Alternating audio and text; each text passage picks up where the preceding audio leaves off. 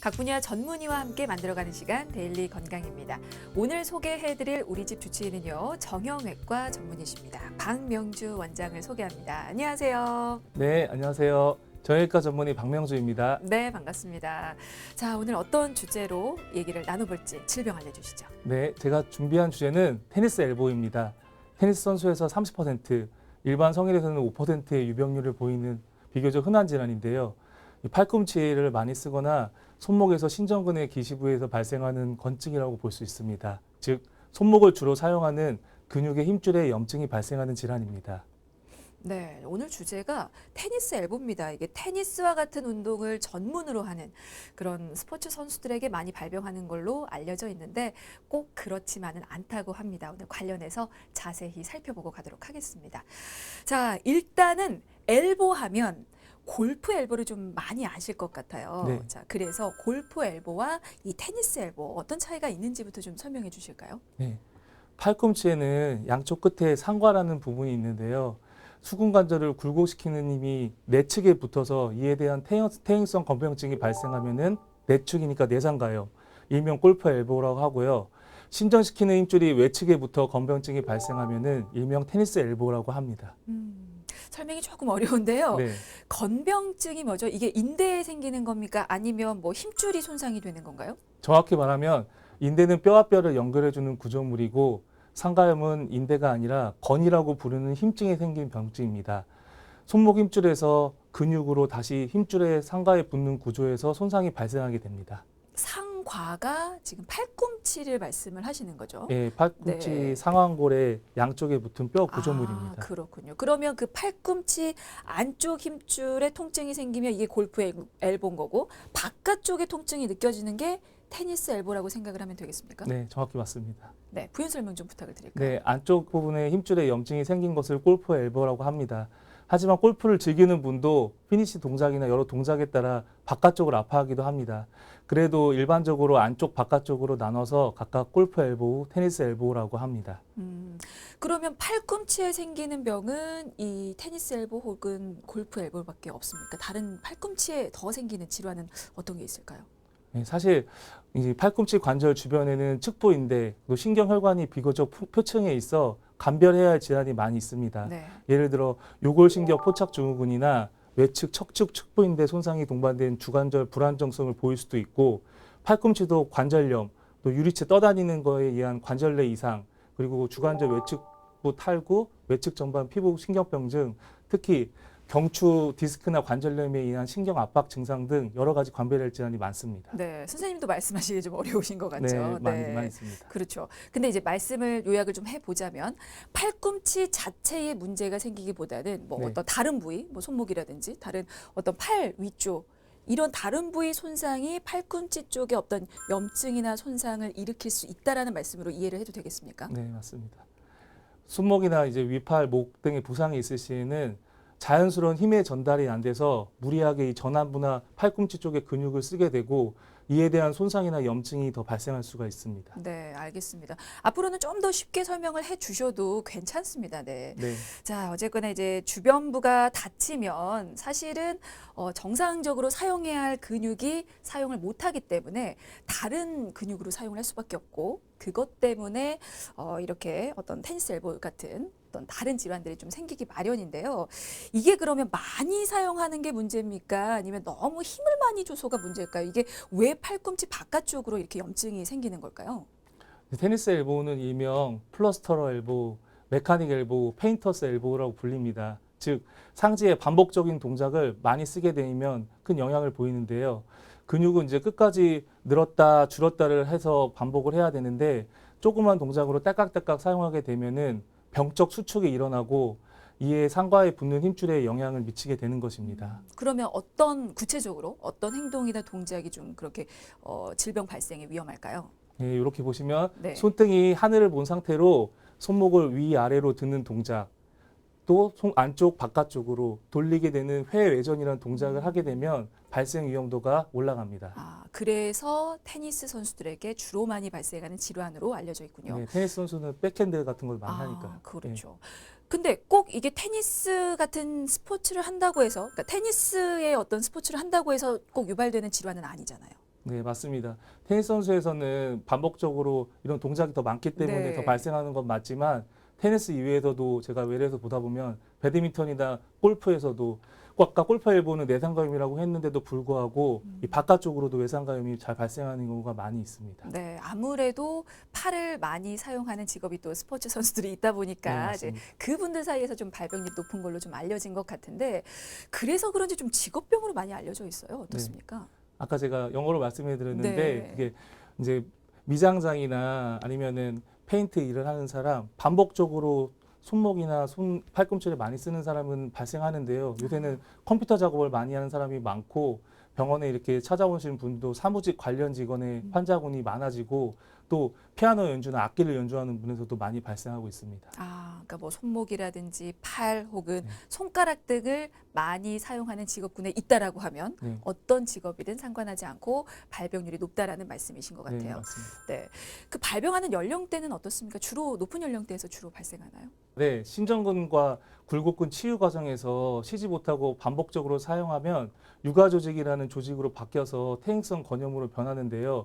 말 그대로 퇴행성 병이라는 말처럼 젊은 사람보다는 나이가 많이 들수록 발생하는 비율이 높아지고 손목을 많이 사용하는 직업이라면 그래도 사실은 연령대를 가리지 않고 병원에 내원하는 추세를 보이고 있습니다. 그렇군요. 그러니까 원래는 퇴행성이었기 때문에 네, 고령의 환자들이 많았고 네. 요즘에는 잘못된 어떤 생활 습관 때문에 젊은 환자들도 많이 생긴다라는 네, 말씀이셨습니다.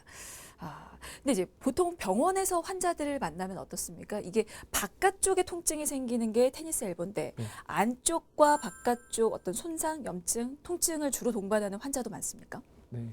주로 외래에서 환자를 보면은 같이 발생한 분이 적지 않게 보는데요. 바깥쪽이 많기는 해도 직업이나 이제 운동에 따라 다르겠지만 전완부의 양쪽 근육을 다 같이 쓰기 때문에 양쪽으로 발생하는 경우가 그렇지 않은 경우보다도 많이 발생하는 경우도 있습니다. 그렇군요. 증상은 어떻게들 호소를 하시나요? 임상적으로 정확한 증상이 나오기 때문에 감별이 어렵진 않은데요. 네네. 이 아까 팔꿈치 상가 부분을 가볍게 눌러도 심한 압통이 발생하고 또 이 근육이 연결되어 있기 때문에 이 근육 안쪽을 누르면 신경이 포착되어 주변의 연관통처럼 같이 아플 수도 있습니다. 그러니까 팔을 움직일 때마다도 통증이 나오지만 눌러도 통증이 또 생기고 네, 네, 연관통처럼 주변으로 또 통증이 퍼지기도 네, 하는군요. 맞습니다. 혹시 근데 다른 어떤 질환과 감별하기 위해서 테니스 엘보만의 특징을 좀 저희가 알고자 한다면 어떤 것들이 또 있을까요? 이제 아까도 발생하는 기전이랑 비슷한데 팔꿈치를 이게 쭉 편 상태에서 손목을 신전시키거나 검사 방법으로 저항성으로 하는데요. 손가락을 저항을 준 상태에서 두 번째, 세 번째, 네 번째 손가락을 올리게 되면 통증이 발생하게 됩니다. 네. 특히 전완부의 팔을 외회전시킨 상태에서 신전시키면 특징적인 증상이 발생하게 되고 누르면 특징적인 압통이 발생하게 됩니다. 네. 어떻게 보면 이게 자가 진단법이 또 될 수도 있을 것 같은데 네, 맞습니다. 병원에 가서 확진을 받으려면 어쨌거나 검사가 또 진행이 되잖아요. 네. 어떤 검사들이 이루어집니까? 일단 단순 방사선 사진이라 불리는 엑스레이를 촬영하는 경우에는 이 상과 상부에 오래 쓰다 보면 석회성 병변도 발생할 수 있고 건이 파열된 경우에는 골 피질이 딱딱해 보이는 경화소견이 관찰됩니다. 그 외에도 다른 관절염 등이 관찰이 가능하고요. 특히 이제 엑스레이보다는 힘줄이라고 했으니까 초음파를 검사를 진행하게 되는데 검정색 부분 즉 저에코성 병변이 관찰되게 되면은 이제 건 실질 내 파열 및 건 주별부 부종 그리고 공통 신전건의 비유 등이 확인할 수 있고 이후 수술적 치료가 필요하다면 추가로 MRI 검사를 시행해 볼 수가 있습니다. 그렇군요. 근데 보통 이런 팔이나 어떤 팔꿈치 쪽에 통증이 있으면 그냥 근육통이려니 생각하고 그냥 넘기시는 분들이 많은데요. 혹시라도 방치를 하게 되면 어떤 문제가 좀 생길까요? 네.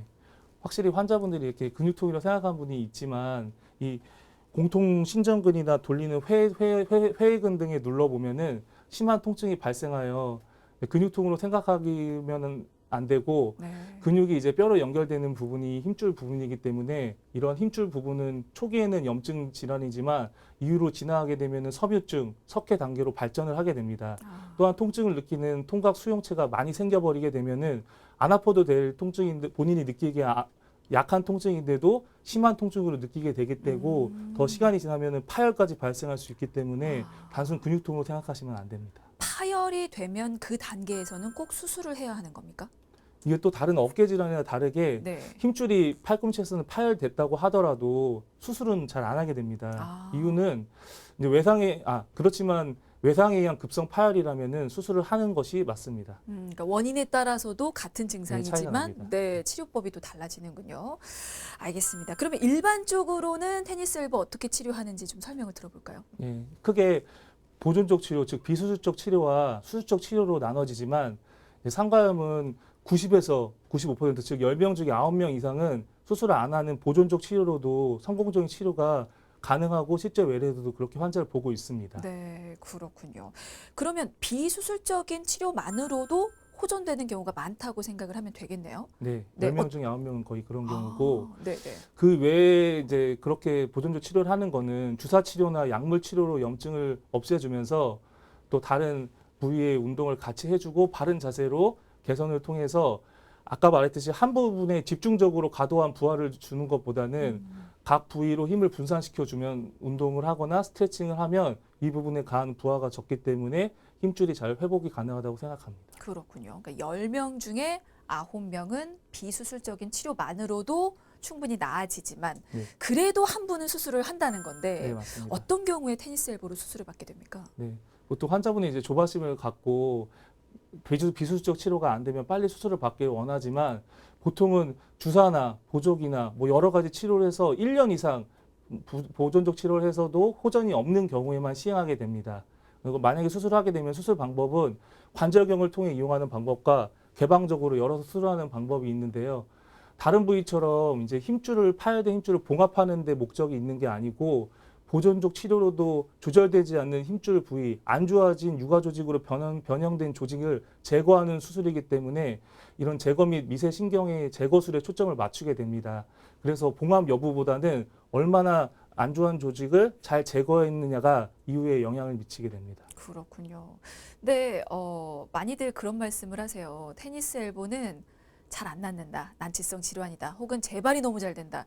이게 오해인지 사실인지 잘은 모르겠는데 좀 여쭤보고 싶거든요. 팔꿈치를 안 쓰면서 할 수는 없기 때문에 네. 사실 고쳤다고 하더라도 또 반복적인 동작을 하게 되면은 말씀하신 대로 계속 반복도 되고 난치성 질환으로 생각하기가 쉽습니다. 하지만 이제 통증이 발생하는 경우 재생 증식 치료나 체육 충격파 등의 치료도 시행하게 되고 이후 최대한 증상을 일으키지 않는 동작으로 변형을 해서 우리가 일하는 동작이나 생활 습관을 변하기 때문에 팔꿈치에만 손목에만 많은 힘이 가하지 않도록 바른 자세를 하거나 그런 운동을 할 수 있도록 생활 습관 교정을 해야 합니다. 네, 안 쓸 수 없기 때문에 운동을 통해서 근육을 단련시켜야 네, 하는군요. 맞습니다.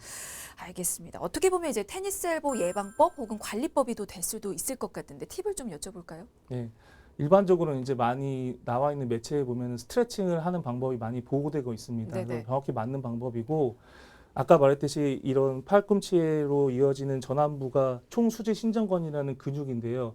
이런 게 많이 긴장되고 구축된 경우에 이 구축되고 긴장된 근육을 신장하는 스트레칭을 많이 하게 됩니다. 네네. 팔꿈치를 이렇게 쭉 편 상태에서 팔을 올린 후에 신전에서 굴곡으로 15초 정도 유지하면서 신장성 수축 운동을 하게 되면은 효과적으로 보고되고 있는데요. 이런 스트레칭 운동을 통해 상한 힘줄의 회복을 촉진시키고 그 밑에 있는 근육의 근력을 증가시키고 만성적인 건염에서도 신생혈관의 형성을 역제시켜서 이런 반복적인 동작을 하더라도 손상의 내성을 높여서 관리할 수 있는 방법입니다. 또 팔꿈치 운동 이후에도 이 목 운동이나 어깨 운동을 하게 되면 구분 자세를 안 하게 있도록 예방을 할 수 있기 때문에 팔꿈치에만 힘이 들어가는 게 아니라 전체적으로 힘의 부하가 나눠지게 돼서 이 총수지 신전근에 걸리는 부하가 줄게 됩니다. 그래서 그런 것도 있고 또한 아까 말했듯이 경추 디스크나 신경성 통증에서도 문제가 생기는데 이런 거를 자세를 바르게 하게 되면 그쪽으로 걸리는 부하가 줄기 때문에 이런 과활성화된 신호도 통증의 시그널도 끌 수가 있어서 이렇게 바른 자세를 하게 되면 더 예방이 잘 될 수가 있습니다. 그러니까 운동과 스트레칭을 하라는 이유가 네.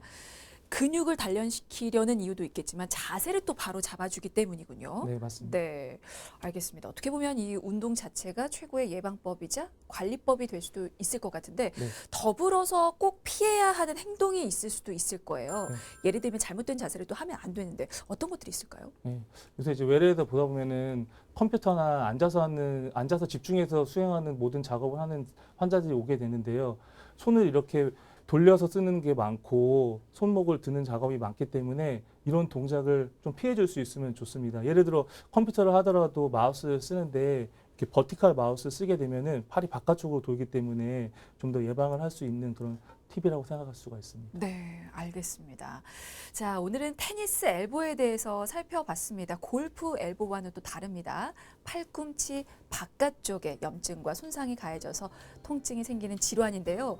꼭 테니스 선수가 아니어도 누구에게나 생길 수 있습니다. 통증이 생긴다면 반드시 전문의와 상담을 해보시길 바라겠습니다. 자, 오늘은 여기서 마무리 짓겠습니다. 지금까지 정형외과 전문의 박명주 원장이셨습니다. 말씀 감사합니다. 감사합니다.